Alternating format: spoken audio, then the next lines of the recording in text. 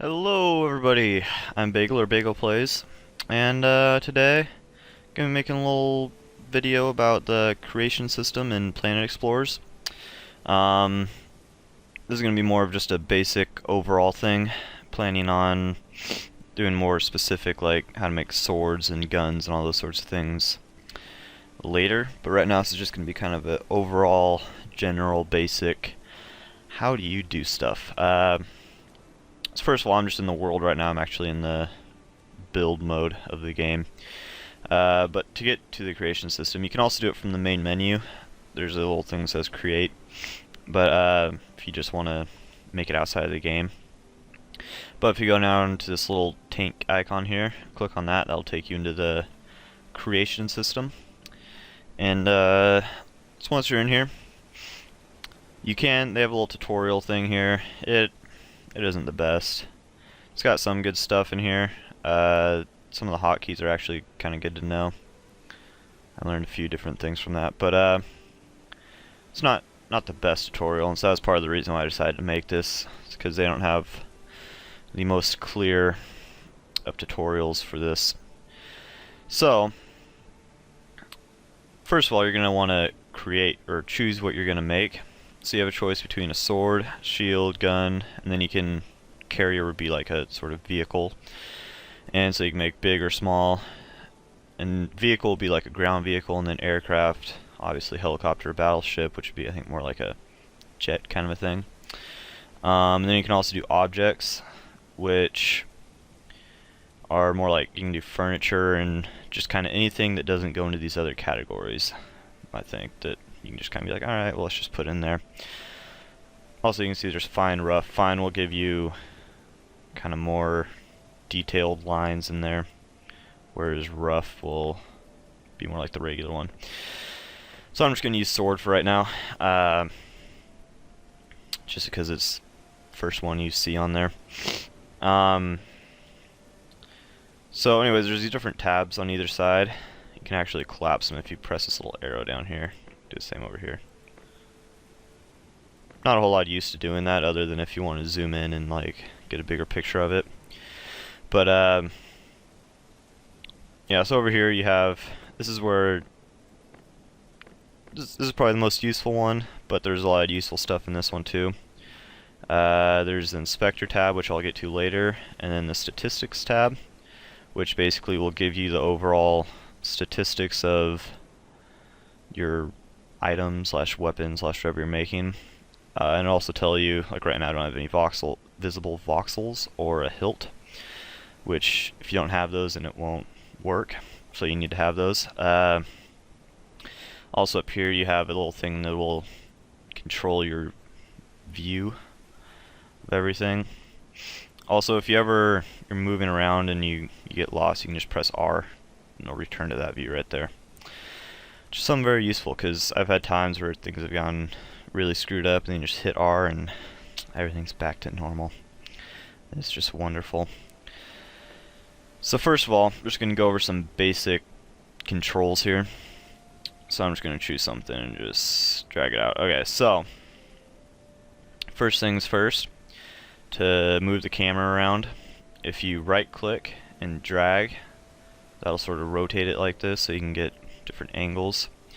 Scrolling in and out will zoom in and out, and if you hold this mouse wheel down and then move, then it'll move the camera around, and then left click will pretty much just control whatever item you're using. And then Control Z will undo, Control Y will redo. I think those are most of the main ones. Let's see if I missed any. Just go in here real quick. I'll get to those. So yeah, just get rid of all this stuff. Oh, and then also down here, you got this stuff. This will make a little something. This will undo. This will redo. This will delete whatever. Which I don't have anything selected. If I had like a part out here or something, and I had it selected, and that will delete it. Or I think if you had a selection, it'll delete that. This will save it. This is sort of like if if you're using other programs, this would be like save, and I think this would be more like save as.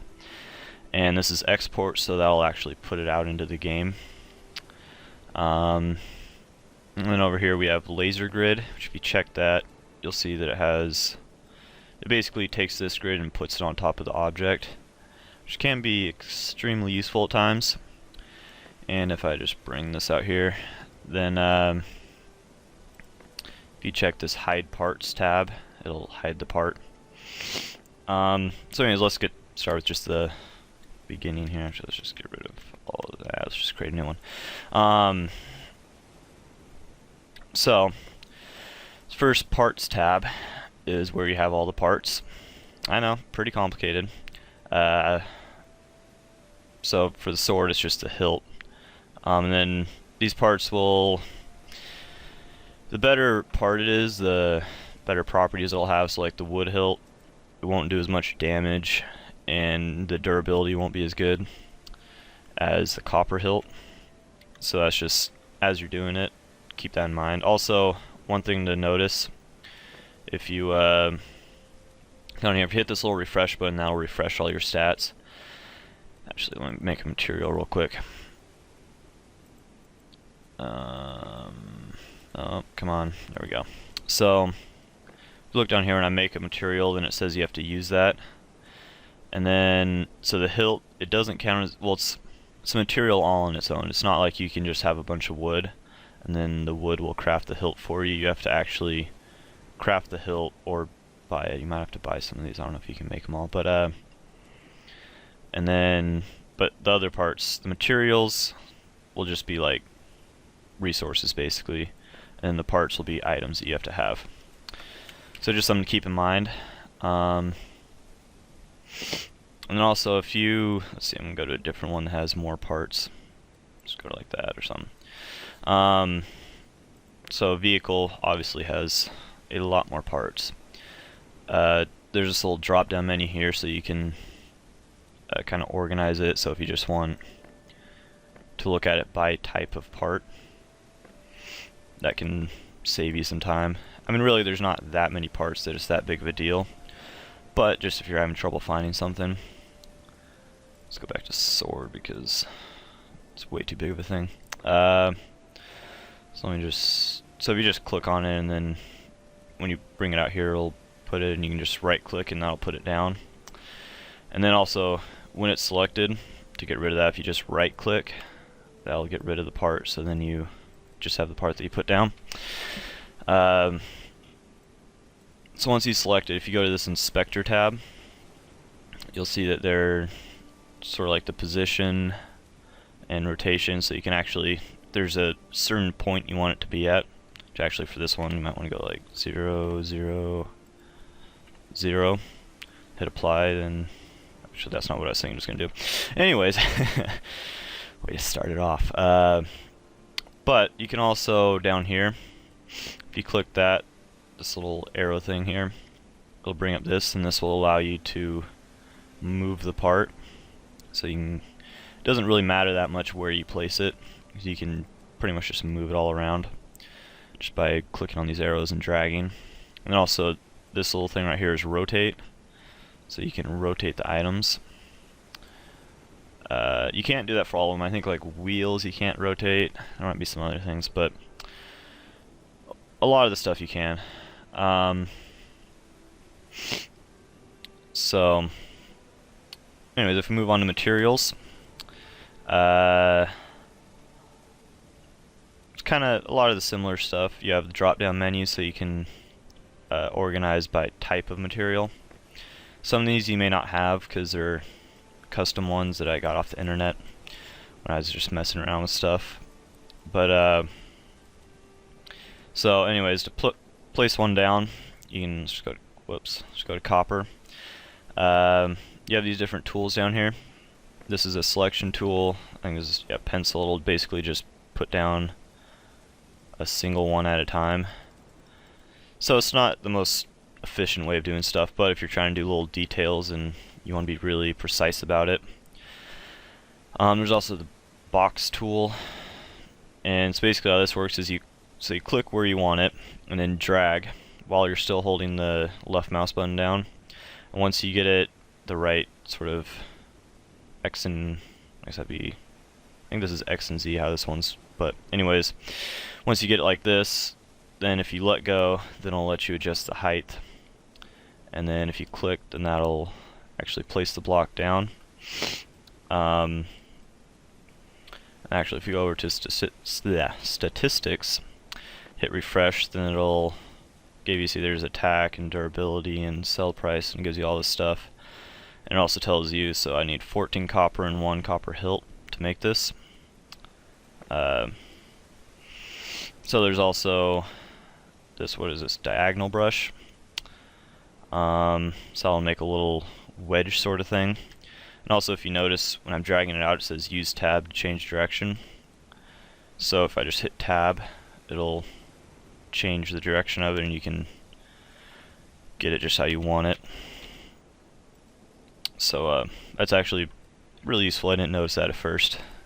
It made my life a lot easier once I found that. So then sphere, cylinder, you know, pretty basic. This again has the tab thing. And then this one I think has, let's see, yeah, it has, you can use the arrows to just up and down. It'll adjust the like pointiness and direction of the point, I guess. And then once again, you can use tab to move it all around. So those are sort of the basic tools. Now, one other thing that's important is this little slider right here. This is the reference plane. And so basically, wherever that's at, that's kind of where the parts will be drawn. So if I just go to cube here, so you can like place some stuff down here and move it up, place stuff up here. Actually, that one didn't really work because it went underneath it. But so you can see it's putting it on that plane. And then actually once you have some blocks there, then you don't need it anymore. You can just put it directly onto the blocks. But that is something that you will need, because you can't even put it onto the placed parts. You have to put the reference plane there, which actually is kind of annoying sometimes because it's hard to get it like right at that spot sometimes. But anyways, so that's definitely something you'll need to keep in mind as you go about building stuff. Let's see. So I think that pretty much covers. Oh, also, should mention the type of material will influence the stats. So obviously, if you have a better type of material, then you'll have better stats over here. I don't know which one's the best, but anyways, it's kind of the same thing throughout the rest of the game. You know, better material, better tool. So actually, let's see. Let's just draw in. Let's get rid of that, and let's just draw in a box here, so I can show you this next part. Actually, I should show you this first. Selection tool. I didn't really go over this, did I? So it's pretty simple. You just click and drag, and that'll select it. And if you go over into this the inspector thing here, you can do a few different things here. One, you can just delete it. Pretty simple. Another thing you can do is if you click and drag, you can actually, if you choose a different material, so say I wanted this to be diamond, if you click on this fill material there, then it'll actually fill that area with that material. So this is nice if you kind of make a basic, like something that you want, like a sword or something, and you just want to change the material it's made out of. You can just select the whole sword and then change it. You don't have to remake the whole sword. I'll get to the feather thing in a second. Another thing, so if you make a selection, then you hold down shift, you can add to that selection and make a separate one there. If you hold down alt, it'll subtract from that selection if you overlap it.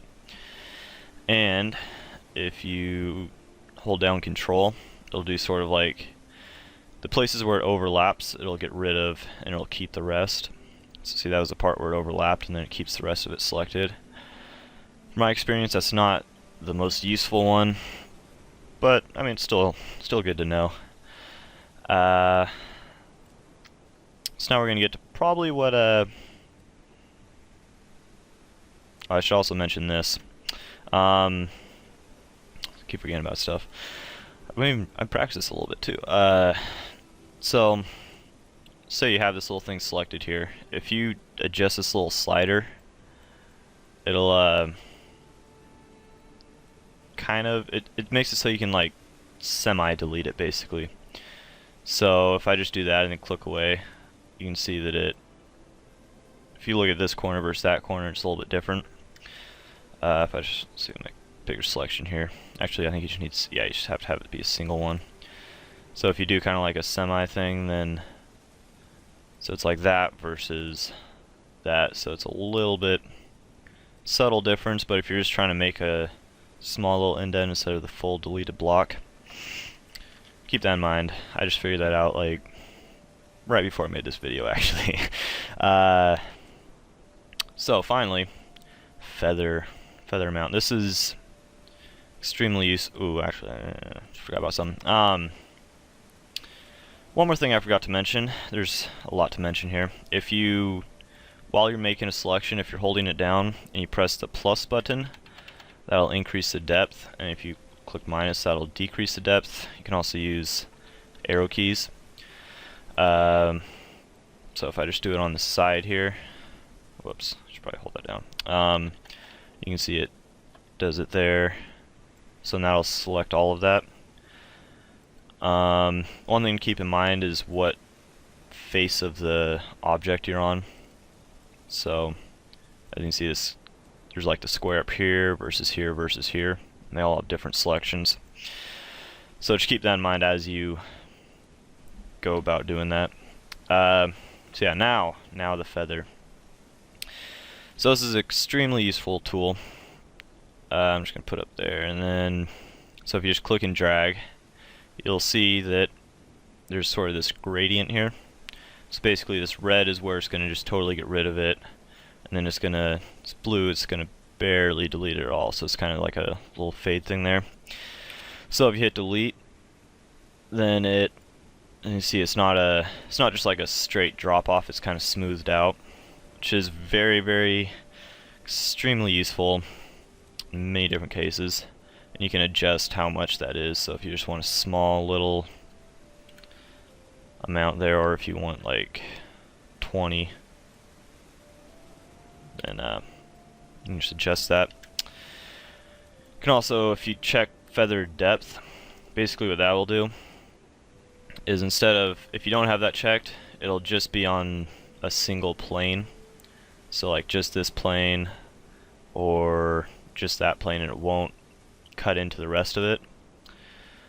But if you have feather depth selected, then if I just do that, it will go into all the different planes. If I just hit delete, then you see it goes into it more. It's not just like it's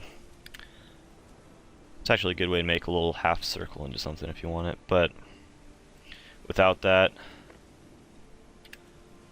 it just sort of is an indent. It won't go past that one plane basically. And if you're not seeing this little box rectangle with a plus in the corner, if you just hit that, and it should appear.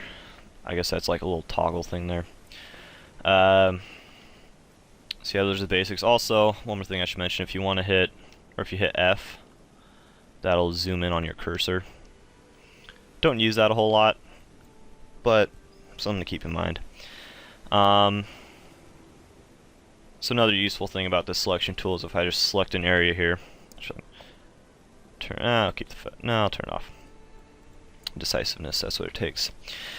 So if I select an area like this and hold Shift and then press up, it'll actually add the add that selection. And then you can actually use arrow keys to go to different sides. Keep in mind that it's relative, so if I face this way, like that's the up arrow key, and if I face this way, then that's the up arrow key. So it's kind of, don't let that mess you up. And then if you hit Alt, then that'll make it go down.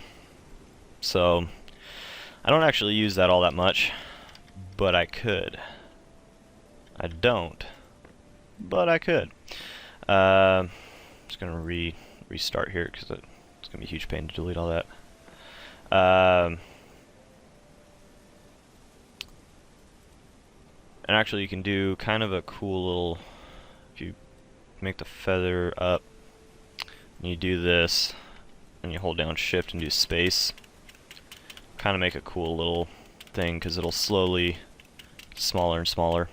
Actually, works better if you have a smaller area that you selected, but I just did like right there and then did it. See, it kind of makes a cool little design there. I don't know, something to keep in mind if you want to get a smooth sort of mount. I don't know what that would be, but nice little thing. I think that's most of that. Let's see. Yeah, I think that's about all.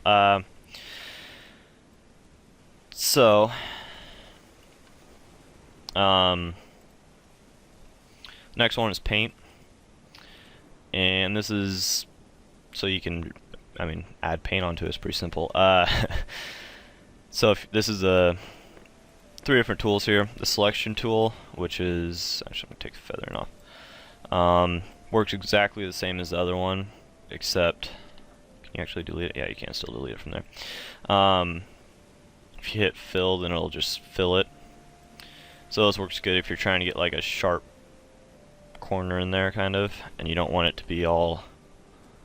If you don't trust the freedom of your hand painting, that's a good way to go. You can turn up the feather amount and then hit fill color,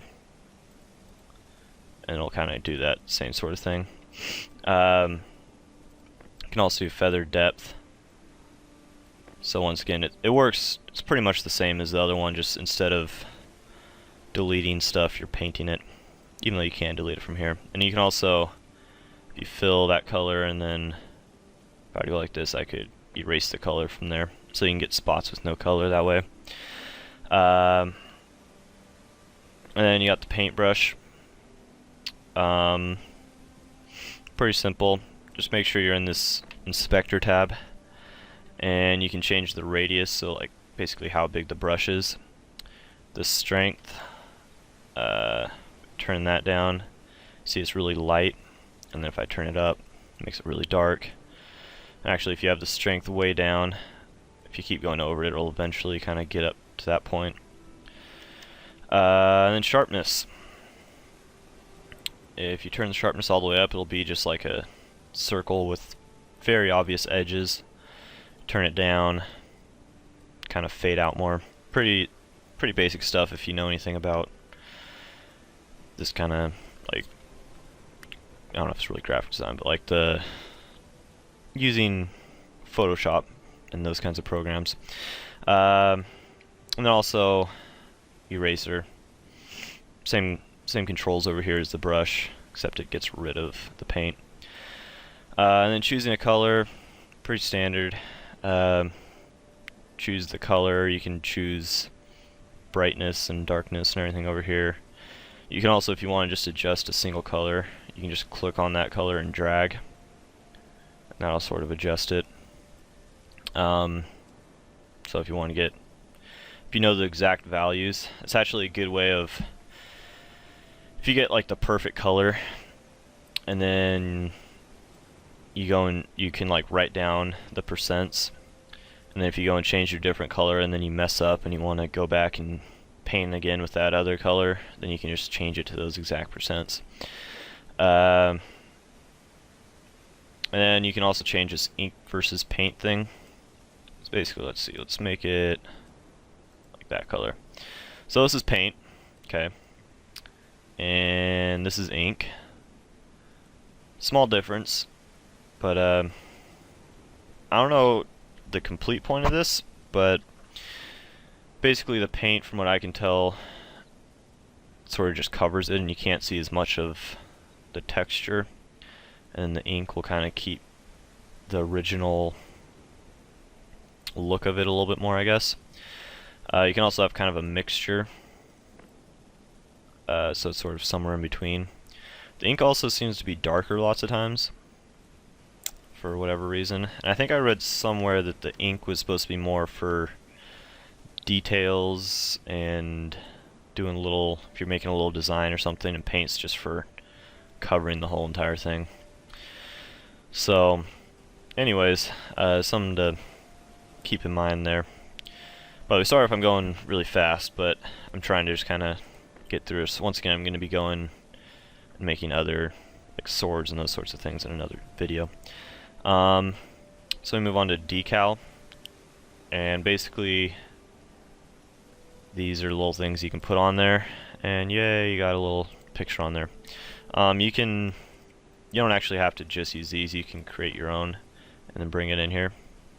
I think you have to use another program, but if you have a picture or something you want to use, then you can by all means bring it in. You can also do that with the materials. If you go down to the bottom here, you can create a new material, or not a new material, but a new texture.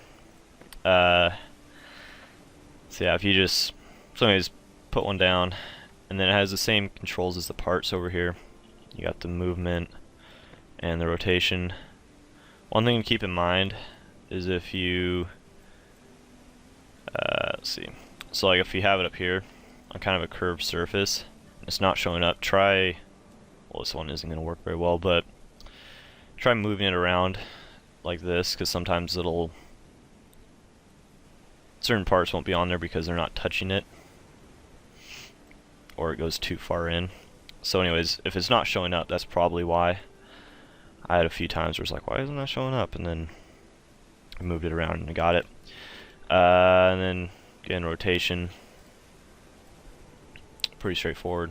And over here, you can change the position. So if you have, once again, a certain position you want, rotation, size. This is actually can be very useful. So if you just make this 1.5 for that, and just so you know, X I believe is like width and Z is like up and down, and then I don't know, you can't change Y. I think that's, in this case, it'd be like depth. All of the X, Y, and Z stuff kind of is weird in this editor, but so if I just change that a little bit and then hit apply, that got really, oh, because I did it, I see. I meant to do 0.15 and 0.015 and hit apply. Everything's kind of messed up on my ratio right now, but see, it made it bigger. Didn't know about that at first, and there are a couple times I'm like, man, I wish it was bigger, but now that I know that, definitely it's pretty cool. You can also, I guess this one might look okay mirrored. You can mirror it, so I'll just kind of flip it. You can change the color. This one might work for color changes. Yeah, this one works pretty good. Some of them, like this one or something, it if you change the color on it, it ends up just changing the entire color, so it doesn't look quite as good. But on stuff where it's just the whole thing is one color, it can turn out pretty nice. And once again, you can choose all the different percents and all that you want. And then shader. So there's two different modes here. There's emission, which is what it's at right now. So basically that is it doesn't have a background. And if you choose diffuse, which it puts the background in there. And lots of times that doesn't look that great. Like personally, I'm not a huge fan of how this looks right now. But some of them, like I think it was this one, had an okay looking background. Yeah, I don't know, it looks kind of different. But anyways, so you can choose between those. They don't have effects in yet. That's still something they need to add. So I'm just going to create a new one here. So another thing, just kind of a really useful feature, is mirroring. If you click this little button down here, it'll bring up this menu. And basically what this does is if you just choose a thing, put this in the middle, and what that does is if you draw on, or if you make blocks on one side, it'll put them on the other side too. So basically anything that you do to one side, it'll do the same thing to the other side. And you can do this on all the different, let's not do that, let's do that. The different, like X, Y, and Z and all that stuff. You can also have more than one going, so if I did like X and Z, then if I do one and one of them, it'll put in all four. And you can actually, if you want to get really crazy, you can have all three of them checked, and then you get some crazy stuff going on. And you can draw, actually that's not going to work very well. You can draw it in any one of them, and it will put them into all of it. So, it's a very useful feature if you're doing something that, generally I just use one side of it, but if you're doing something that is symmetrical, that is a very useful thing, so you don't have to keep going back and forth and doing it to each side. It'll save you a lot of time. So finally, we have ISO tab down here, and basically what this is you can go through and choose all your different ISOs that you've made. Basically the file, whatever you're making in here, when you save it, it turns into an ISO file, or ISO, whatever it is, I don't know. I say ISO, I think it might be ISO, but either way, this is sort of like the custom creation tool thing file. I didn't actually make this. This is one I downloaded off the internet. You can download these off the internet. I might make a video / might just be too lazy. I have a few different cool ones. This one's pretty neat. It's definitely a cool one. But yeah, there's some pretty cool ones on the internet. I'll show you the crazy stuff I made. Oh yeah. Oh yeah, it's insane. I'm not as good at this as some people, needless to say. This is the gun I made. Pretty basic, but it gets the job done. So yeah, anyways, that's where once you've saved it, it'll put it into this area here, and then you can choose it. And then if you find something you want, you can just export it. Oh, one more thing I forgot to mention. The paint, it'll add pigment into the what you need for it. So that's something to keep in mind. If you don't have any, don't paint it, because you won't be able to make it. So I think you need to get pigment. I don't know if you can make it. You might have to buy it. So that's just something to keep in mind. But anyways, so if I export it, oh, I didn't open my little special thing. But anyways, if I go to this and open it, then I can export it. I need to, okay, the wrong thing. Export it. Export. And it was exported, so then you just exit out, and it will be in your inventory. And you can just put it in there, take it out, and there you go. You got your brand new weapon, and it's pretty cool. So that's the basics. Should be doing a sword, and gun, and some other stuff. But for right now, this is what I'm doing.